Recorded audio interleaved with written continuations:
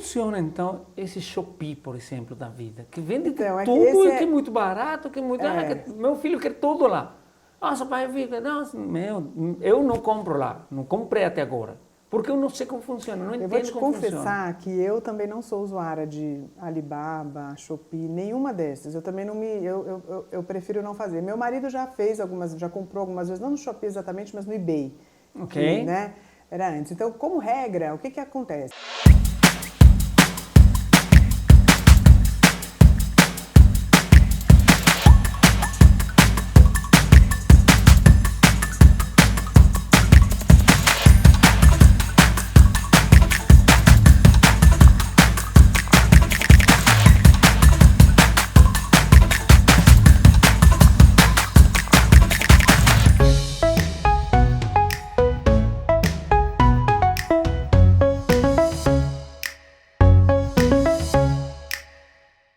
Sejam todos muito bem-vindos, mais um encontro aqui no Fala com o Mamba. Eu sou o Mamba e eu dou as boas-vindas para um encontro muito especial. Estamos com uma profissional muito qualificada, uma grande amiga que vocês vão ter o prazer de conhecer daqui a pouquinho. Mas antes, eu quero convidar a todos vocês a se inscrever no nosso canal no YouTube, no Fala Mamba, onde tem o conteúdo empresarial, que esse aqui Fala com Mamba, com vários empresários que já passaram por aqui e muitos outros que estão na nossa lista. E também tem o Coisas de Careca com a primeira temporada, que acabou há pouco tempo, mas que está ainda disponível para vocês aprender o Coisas de Careca. Uma conversa muito descontraída sobre conceitos, dúvidas, dicas de pessoas com cabeça brilhante. Então, no Fala Mamba, vocês têm essas duas possibilidades e hoje estamos aqui, como sempre, com muita gratidão para os nossos patrocinadores, Santa Rita Reveste, esses painéis que vocês estão vendo aqui atrás, com muita qualidade, ondulado, ripado,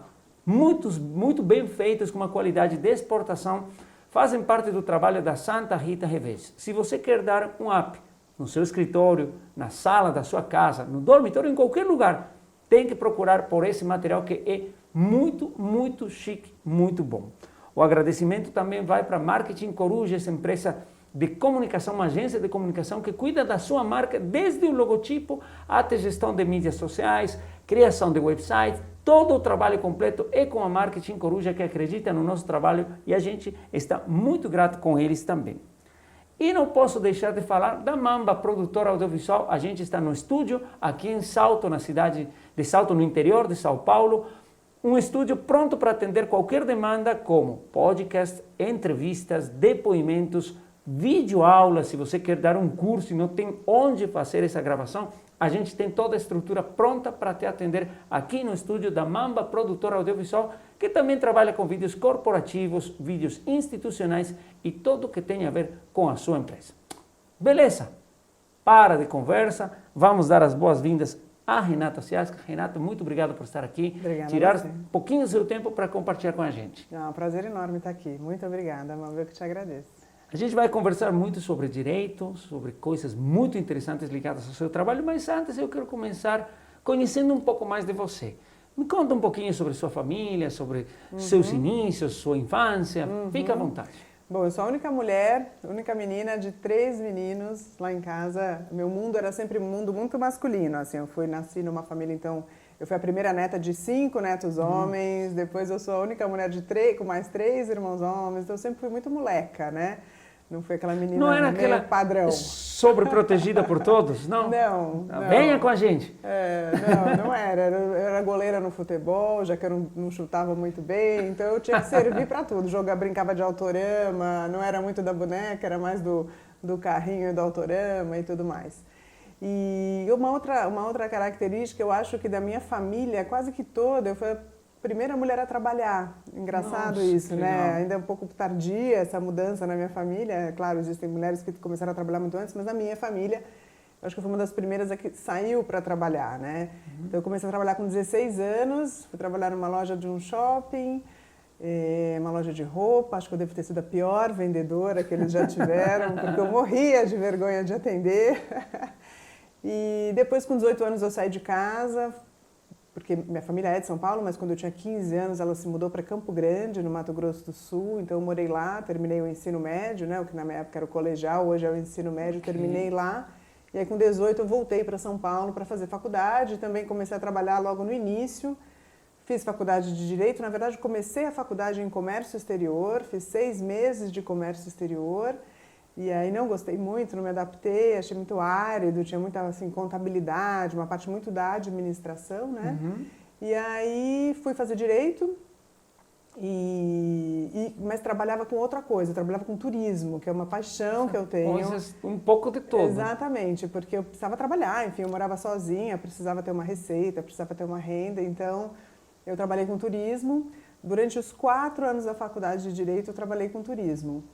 E aí, quando eu já estava no 5º ano, eu disse, não, eu não estou fazendo turismo, não estou fazendo Direito por hobby, eu realmente agora preciso começar a trabalhar na minha área, né? Exatamente. Não tinha nem ideia por onde começar, em que área começar, eu não conhecia. Aliás, isso é um ponto negativo de não começar a trabalhar cedo na área, né? Eu acho que quem faz direito, quem está se formando em direito, esse é um conselho que eu sempre dou. Não digo necessariamente no 1º ano, mas a partir do 2º, para que rode, para que experimente. Eu acredito, né? que isso aí acontece em todas as carreiras, né? Porque, é importante, porque né? senão você vira um profissional em uma coisa e um conhecedor em outra.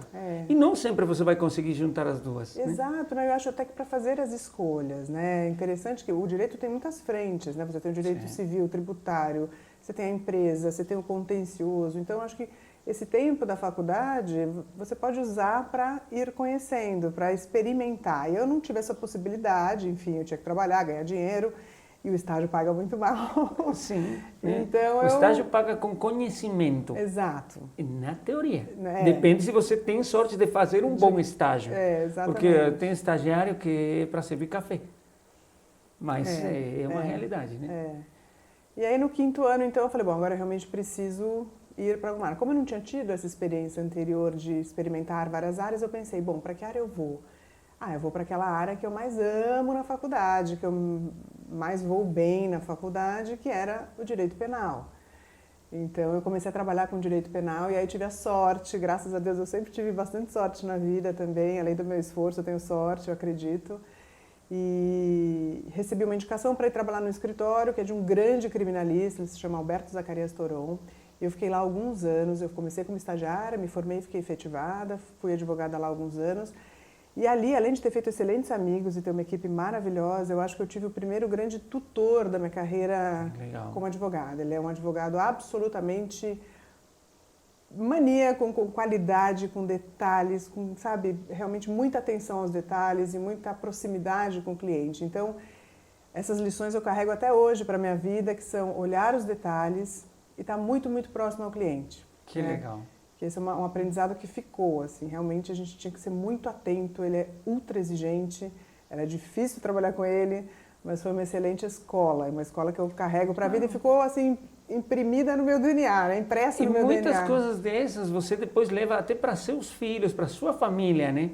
Aquele exemplo de fazer a coisa certa fica em você e você vira também uma pessoa desse jeito, sim, né? Eu acredito que muito sim. Legal. Eu acredito que sim, de olhar os detalhes, de ser muito atenta a eles, né? Legal. E aí, depois de alguns anos nessa área, eu resolvi mudar de área. Fui convidada por um escritório para atuar na área de direito empresarial. Na verdade, era uma empresa que precisava de uma advogada para ficar dentro, era um escritório de advocacia que precisava de uma advogada para ficar dentro de um cliente. E aí, de novo, a sorte, eu acho que eu tive bastante sorte. Eu fiquei dentro, então eu acabei sendo essa advogada que foi contratada para ficar dentro de um cliente que era, na ocasião, a maior trading company do Brasil, a maior empresa de importação e exportação do Brasil, que se chamava Cotia Trading, que foi outra super, super escola, assim, de negócios, de pessoas maravilhosas, uma empresa que eu amei trabalhar. Fiquei lá por quase 5 anos, conduzindo o departamento jurídico dessa empresa. Claro que com toda a retaguarda do escritório, que me contratou, né, para as demais áreas, mas isso me abriu um leque, assim, de entender como uma empresa funciona. E, claro, aquela era uma empresa de comércio exterior, né? Então, naturalmente, engraçado, né? O comércio exterior que eu tinha... Você já tinha começado com isso lá, não renegado. Gostou muito aqui, mas faz parte, né? Porque complementa, né? Exatamente. E aí, o comércio exterior, quando a gente fala em comércio exterior, é uma frente muito ampla, né? São muitos os assuntos que envolvem o comércio exterior, desde a negociação com... Imagina que você tem uma parte que vende, uma parte que compra em países diferentes. Então, você tem 2 países negociando, né? 2 legislações, 2 culturas, exatamente. E é muito curioso isso, por exemplo, citando aqui um exemplo, você pega um contrato, uma minuta de contrato de compra e venda sugerida por uma empresa japonesa, quando você entra para a parte do conflito, ele diz assim, os conflitos serão resolvidos no princípio da boa-fé, ponto. Quer dizer, é muita boa-fé, né? Coisa que o brasileiro não, já quer ali um foro, uma arbitragem, né? É porque vai ter aquele latino, que eu gosto de falar isso, né? Eu escuto muito aqui, o jeitinho brasileiro, o jeitinho brasileiro. Eu tive a oportunidade de morar em outros países do continente e eu falo, não é jeitinho brasileiro. Isso é jeitinho normalizado. Latino. É latino. O boliviano faz a mesma coisa, o argentino faz a mesma coisa, o colombiano, o equatoriano faz a mesma coisa. Então aí tem casos que fazem isso assim, né? Boa fé. Que legal. Exato. E não tem, né? Então são culturas muito diferentes. Você tem que imaginar que tem que existir estruturas financeiras para garantir um e outro lado. A gente tem medidas internacionais de salvaguarda, né? Medidas de concorrência internacionais. Quando a mercadoria chega no Brasil, você tem que se ocupar de pensar no direito regulatório, no direito aduaneiro, no direito tributário. Então, são muitas frentes do direito, muitas matérias do direito que efetivamente compõem o comércio exterior. Então, assim, o comércio exterior não é uma área estanque, né? Ela se comunica com diversas outras, com contratos, com regulatório, e principalmente quando a gente pensa marca. Numa questão de realidade atual, né? Toda mudança com a abertura dos mercados, né? Com a facilidade que hoje existe para fazer negócios internacionais, mesmo pela conexão online e tudo, vocês têm que estar e a gente tem que ter acompanhando tudo isso. E muito cuidado com tudo, né, Mamba? Eu recentemente negociei, um cliente queria negociar um contrato de compra e venda, uma marca muito conhecida no Brasil, que ia passar a vender nos Emirados Árabes. Então foi procurado por um sheik que queria vender o produto dele e tal, e eu falei, antes de qualquer coisa, registre a sua marca no destino. Não, mas um sheik não vai me passar a perna, imagina, o que é isso e tal. E acabou acontecendo. A operação não saiu, mas quando ele descobriu, a marca dele já tinha sido registrada naquele país por outra pessoa. Que talvez nem tinha a ver nada com o sheik. Não tinha nada a ver. É o cara que ficou sabendo. Ficou sabendo. Então é tudo muito rápido hoje, né? As negociações acontecem de forma muito rápida. Você tem que, de fato, estar atento a muitos lados. Muitas frentes, né? Muitas frentes, exatamente. Muito legal. A gente já começou a falar um pouquinho sobre essas coisas aí, já da sua área. Mas voltando um pouquinho para a Renata Pessoa, quais são os seus hobbies, seus interesses? O que você gosta de fazer quando você não está trabalhando? Eu amo ler, adoro ler e adoro viajar. Minha grande paixão é viajar. Na verdade, eu adoro história como um todo, cultura geral, comportamento, são coisas que eu amo aprender a respeito. Então, tudo que me traz isso de alguma forma, né? História, comportamento, destinos, isso que a gente acabou de falar da cultura, né? Então, quando eu pego um contrato de um japonês e vejo isso, falo, puxa, que interessante a cultura desse país, né? Então, acho que a viagem permite isso e os livros permitem isso também, né? Permitem ter uma ferramenta adicional de conhecimento, né? Porque você aprende através dos livros, aprende através das viagens e quando você está no cenário de trabalho, você já tinha uma informação adicional, né? Exato, eu acho que nós não somos compartimentos estanques, né? Eu não sou a Renata advogada, a Renata mãe, a Renata leitora, enfim, eu acho que tudo comunica. Então, eu acho que, de verdade, quanto mais enriquecido é o teu repertório, melhor você vai ser em todas as frentes, ou mais ferramentas você vai ter para encaixar e conduzir várias as frentes da tua vida, né? Que são muitas, então a gente bebe de muitas fontes, né? Eu acho que isso é muito rico. Que legal, muito Então eu gosto muito. Leitura para mim, eu amo ler, adoro ler, eu adoro romances históricos, adoro livros que me trazem história, mas de alguma forma romanceada. Tem um leitor que eu adoro, que é o Miguel Sousa Tavares, um escritor português que eu adoro, que traz muito isso. O Ken Follett, que é um galês também, que tem essa pegada. Mas eu gosto de livros de muitos assuntos, assim.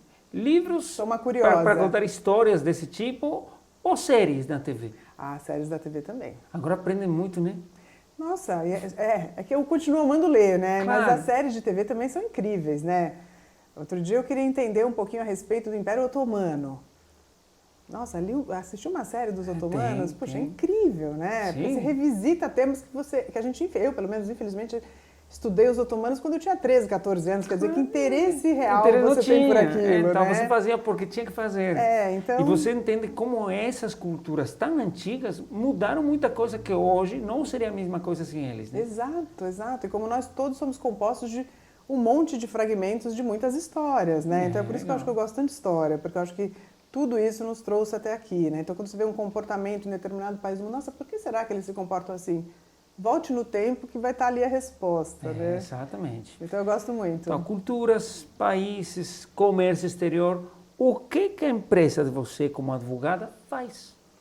Bom, a nossa empresa como advogadas, a gente assessora empresas que importam e exportam em qualquer nível de maturação do negócio, né? Desde empresas que já importam e já exportam e têm seus departamentos jurídicos muito bem estruturados, mas que precisam eventualmente de um auxílio em algo muito profundo, em um tema muito específico de comércio exterior, a gente pode auxiliar. Aquela empresa que nunca importou na vida, não sabe nem por onde começar, ou nunca exportou, puxa, fui procurada por uma empresa estrangeira, como é que eu começo? A gente também auxilia. Pequenas, médias, grandes empresas podem se valer do nosso conhecimento, a gente compartilha esse conhecimento. Algum mercado específico no sentido de mais focado com a Europa, mais focado com os Estados Unidos, mais focado com a Ásia? Não, qualquer um pode ser entendido de uma forma clara e com a qualidade do trabalho de vocês. Exatamente, exatamente. A gente consegue dar vazão e dar andamento a qualquer tipo de produto, de destino, de mercado. É claro que as particularidades do mercado de destino terão que ser observadas, mas muitas vezes o player que está do lado de lá vai falar, olha, essa mercadoria precisa vir embalada de tal forma, ou precisa de um certificado de origem emitido em tal conformidade. Então, isso a gente vai receber esses inputs, mas a gente também tem redes de advogados aí pelo mundo todo que também nos assessoram nisso. E aí, assim, voltando um pouco desse início da minha carreira nesta área, como eu advoguei dentro de uma empresa, e era uma empresa de comércio exterior, então, a grosso modo, meu escritório tem 2 produtos. Um deles é a terceirização de departamentos jurídicos, né? Essa capacidade que eu tenho, eu e minha equipe, enfim, como departamento jurídico, como uma gestão jurídica, né? Uma diretoria jurídica de olhar os temas que chegam, as demandas e conseguir entender como um maestro da orquestra, né? Que entende. Às vezes eu recebo uma demanda da área comercial da empresa e eu consigo avaliar que aquilo vai ter um impacto no RH, por exemplo, ou na área fiscal. Então, a gente assessora empresas com esse produto, digamos assim. Neste caso, eu atendo mais empresas de pequeno e médio porte, visto que as maiores já têm seus departamentos jurídicos, preferem ter os seus departamentos jurídicos internados, né? Ali dentro, uma estrutura maior. E o outro produto do escritório é, como eu disse, o comércio exterior puro, né? Atender a essas demandas, seja da negociação do contrato internacional, da intelecção das leis locais, das leis de destino, direito regulatório, direito aduaneiro, todas as matérias que vão afetar uma importação e a subsequente venda dela em mercado interno. Entendi. Agora, eu acredito que quem vai começar, por exemplo, um negócio novo, tá sem saber o que fazer, ele fala, oh, nossa, eu vi na internet que tem um produto muito legal, que dá para vender muito bem. É só comprar pela internet e começar a vender? Não, nem pensar, nem pensar. Muita gente vai lá e faz. E acontece. Se você faz isso, muito óleo, né? Nossa, eu achei uma coisinha muito legal, eu vou comprar e vou vender. O que eles têm que fazer primeiro? 2 aspectos, né? Em primeiro lugar, entender por que preço esse produto chega no Brasil. Isso é muito comum. Tive já alguns clientes que, poxa, fui para uma feira de alimentos incrível na Espanha, olha, eu vi um produto que, imagina, custa 40 centavos de euro. Se eu triplicar esse valor, meu preço ainda continua competitivo, vou arrebentar de vender no Brasil e tal. Então, aí é o primeiro estudo, número 1. Por quanto esse produto chega no Brasil, que é o que a gente chama em inglês de landed cost, é o preço do produto posto no Brasil. Então, esse é um cálculo que nós fazemos, né? Quem então, impacta nesse preço? Impacta nesse preço a forma de venda do exportador, nesse caso aqui da Espanha, tá? Esse produto alimentício espanhol. Vamos pegar esse aqui para ter uma coisa concreta. Então, a gente precisa saber, ele entrega o produto dele no porto de embarque ou ele entrega lá na fábrica dele no interior da Espanha? Então, você tem que pensar no transporte até o porto. E ele cobra os mesmos 40 centavos de euro. Exatamente. Quando ele fala 40 centavos de euro, é o quê? É posto fábrica, é posto porto, é posto dentro do navio, é posto no Brasil. Qual é o Incoterm aplicado, que é o termo de comércio internacional aplicado, né? Porque isso vai mudar. Se ele põe o preço dele lá no interior do não sei aonde, que eu vou ter que pegar trem, chata e caminhão para buscar, é outro custo, né? Claro que sim. Então, tudo isso vai impactando. E aí, então, assim, como é que a gente avalia um landed cost? Como é que a gente começa esse estudo? O tamanho da embalagem, porque o tamanho da embalagem impacta no frete interno, que espaço ele ocupa no caminhão, e que espaço ele vai ocupar num navio ou no avião, caso seja um embarque aéreo. Os containers, né, que eles muitas vezes são vendidos inteiros, né? Se for uma carga grande, vai ser container, mas a gente sempre tem que pensar unitariamente qual o peso e a cubagem dela, qual o espaço que ela ocupa. Porque às vezes você está comprando uma vara de pesca, ela é fininha, ela é leve, mas ela ocupa um espaço enorme, porque ela é comprida, né? Então, Então, a forma de transporte, a embalagem, o acondicionamento. Se nesse país existem impostos na exportação, quais são os custos para a saída do produto, o frete, e aí, naturalmente, no Brasil, a chegada desse produto, todos os custos de desembarque, armazenagem no porto, quando ele chega e é recepcionado por um terminal, e os impostos de nacionalização, né? Fora de todas as autorizações que esse produto possa ter, então, né? Isso é uma parte financeira. Agora, aí a gente também tem que pegar o produto e entender.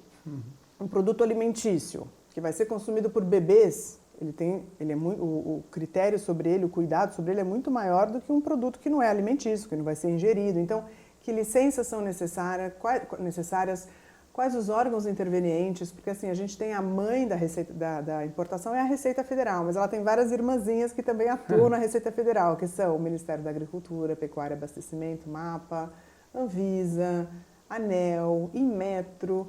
Então, todos eles palpitam na importação também, na entrada de um produto estrangeiro no mercado consumidor brasileiro. Então, a depender do produto, você precisará de determinadas licenças, né?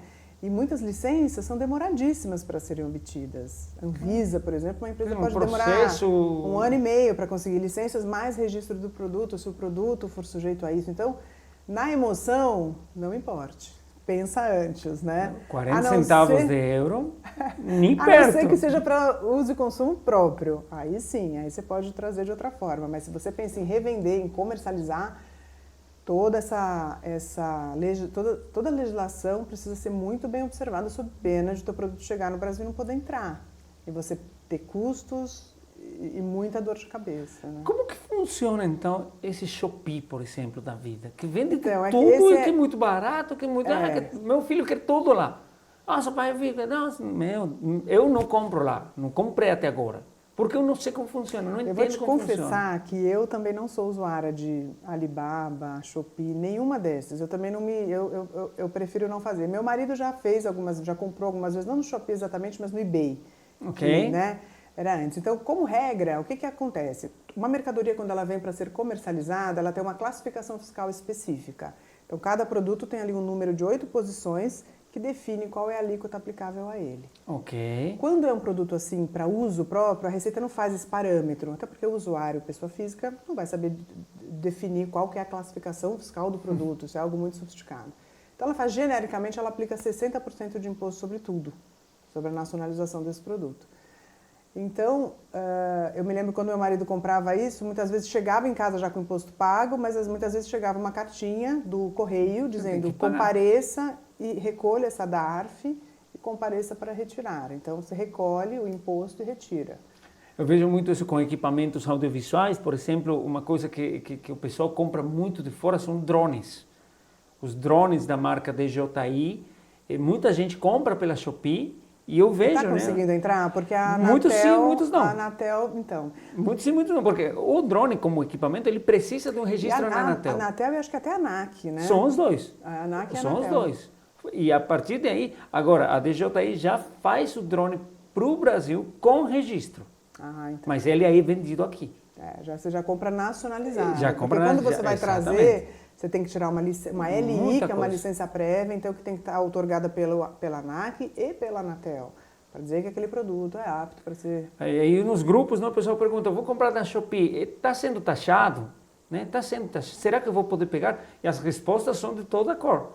O cara que fala, não pode, eu tive que pagar, sei lá, tanto, eu preferi perder o drone porque ficou muito caro. Outro fala, para mim não cobrou nada. Não aconteceu nada. Então aí você fica, nossa. É uma loteria. Exatamente. É uma loteria.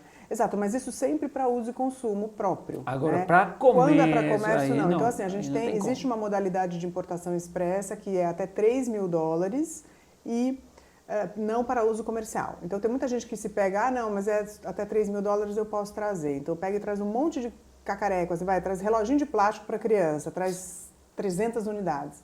Ah, mas eu estou dentro dos 3 mil dólares, a Receita não pode parar. Mas você não vai usar Só que a 300 Receita unidades tem para dois você, critérios, claro. preço e quantidade. Né? a suposição de que aquilo vai ser consumido ou comercializado. Claro, porque não faz sentido, né? 300 reloginhos de plástico para quê? Você tem 300 filhos, vai dar um para cada um. Exatamente, então há um indício de comercialização de prática de ato de mercancia, então ela não vai permitir que você traga como importação expressa, ela vai exigir que você tenha radar, que é a licença concedida pela Receita Federal para importar e as demais licenças necessárias, se aplicáveis ao produto. A sua atuação é mais com a empresa. Exatamente. Esse comércio, essa importação para comércio. Exatamente. Ou exportação também. Para comércio, sempre pensando nos atos de comércio, sempre pensando em empresas que utilizam aquilo e que, enfim, utilizam a importação e exportação como ato de comércio.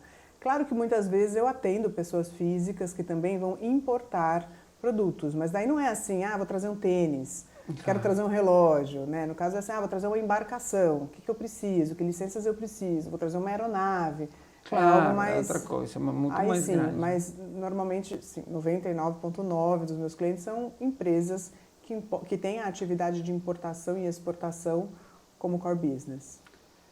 O que vocês não fazem e às vezes o pessoal confunde?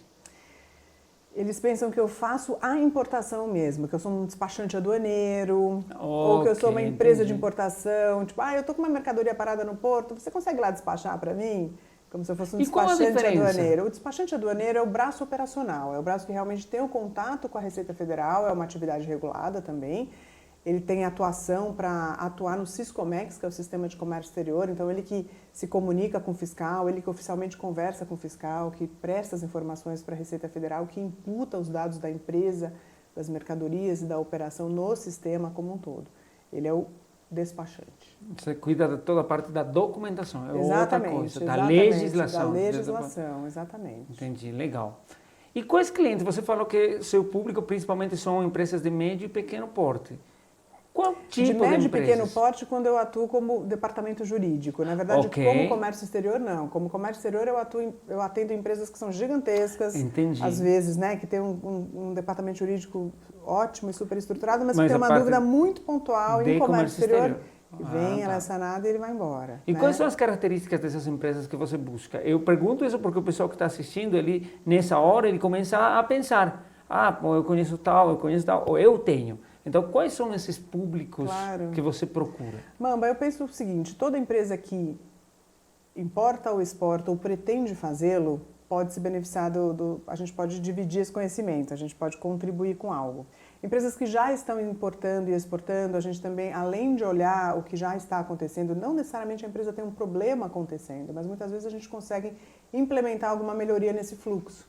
Né? O Brasil, especialmente na parte fiscal, na parte tributária, existem muitas modalidades possíveis de importação, então muitas vezes você desloca uma importação própria para uma importação por encomenda e você consegue reduzir um custo ou você consegue fazer com que aquela venda interestadual seja sujeita a 4% de ICMS, não a 12% como regra, enfim. Então a gente consegue olhar fluxos de importação para melhorar a receita mesmo da empresa, né? Okay. Além de, muitas vezes, revisar os contratos dessa empresa. Então, empresas de comércio exterior, empresas que importam e exportam como um todo, são excelentes contatos para mim, exatamente, de novo, de qualquer segmento, com qualquer mercado, né? Um outro público que é potencial parceiro, mas também é potencial cliente, são os advogados. Por quê?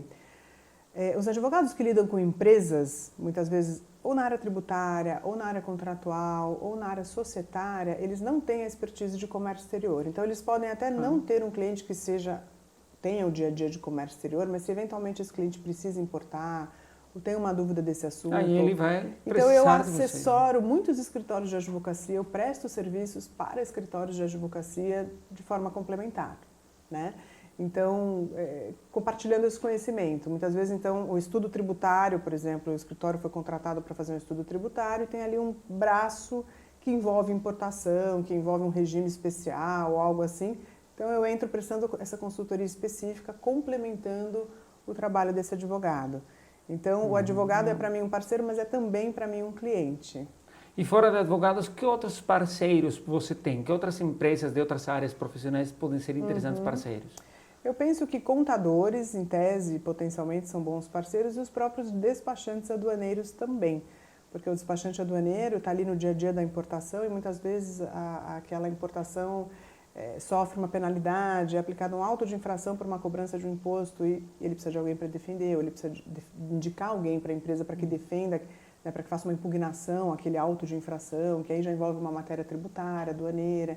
Então, eles são potenciais parceiros para mim, despachantes aduaneiros e contadores, os contadores que entendem as dores também das empresas, né, e podem ver vantagem em fazer junto conosco esse estudo. Muito legal, muito legal. Agora, eu sou comunicador, eu não entendo muito disso aí, eu estou aprendendo agora com você, mas eu já pensei em alguém. Como que eu chego a essa pessoa? O que eu falo para ele conversar contigo, conversar com vocês? Mano, eu sempre acho que a porta de entrada é, poxa, você importa, eu conheço uma pessoa que conhece muito a respeito desse mercado, você não quer bater um papo com ela?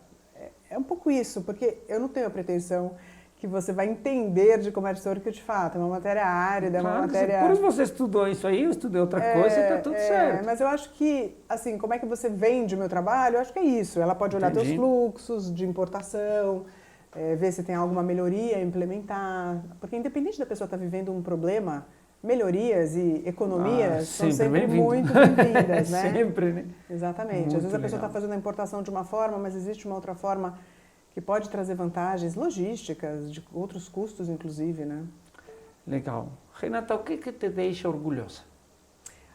Eu fico muito orgulhosa de ver a devolutiva dos nossos clientes a respeito do nosso trabalho, porque justamente, voltando ali na minha primeira escola, né, naquele primeiro advogado com quem eu trabalhei, acho que a gente consegue imprimir no nosso trabalho até hoje esse cuidado, realmente esse dinamismo, esse conhecimento, agilidade e comprometimento, muito comprometimento. Então, o cliente, quando entrega o problema dele para a gente, ele tem a certeza de que ele está muito bem assistido e muito bem amparado. Então, a devolutiva de que, puxa, que bom que eu estou nas suas mãos, que bom, nossa, vocês deram um show, puxa, que trabalho bem feito. E a roda que vai rodando, né? O cliente que vem, ele indica outro, que indica outro, que indica outro. Hoje em dia, às vezes me liga alguém, um cliente me procura, eu já nem sei quem indicou, porque foi alguém que fez alguém, sabe? Que indicou alguém, que indicou alguém. Claro, você vai avançando, vai pulando de casinha em casinha. Então isso me orgulha muito, assim, a coerência com que a gente, o cuidado com que a gente cuida, né?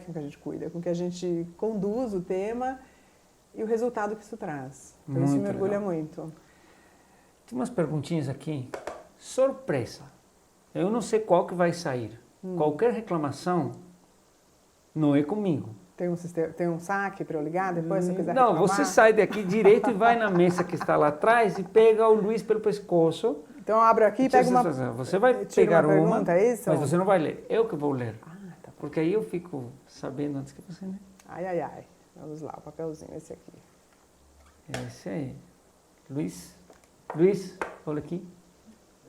Que pergunta você preparou, Luiz? A pergunta que o Luiz preparou hoje é uma pergunta que precisa de muita interpretação. Vou falar assim, o problema não é a pergunta, é a interpretação da mesma. Acima ou abaixo? Acima. Sempre. Sempre. Por quê?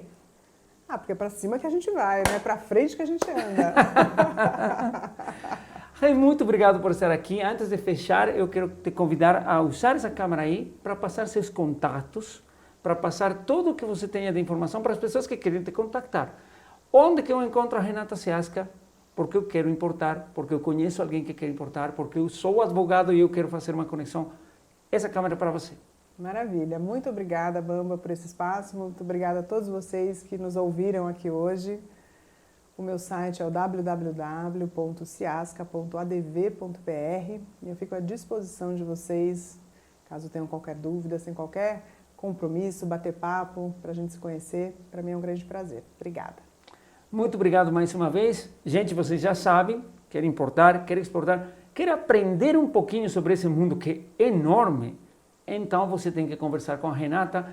É uma profissional extremamente qualificada e com uma vontade incrível de seguir aprendendo também. Isso aí é uma coisa que eu gosto muito de destacar. Porque senão não adianta. Eu já sei tudo. Nunca, né? Nunca. A gente precisa continuar aprendendo. Então, se vocês têm coisas para compartilhar, sejam bem-vindos para falar com ela. Fiquem à vontade. sem dúvida vão se surpreender muito. Rê, muito obrigado mais uma vez. Eu te agradeço. Muito Pessoal, obrigada. muito obrigado a todos vocês e a gente se encontra por aí.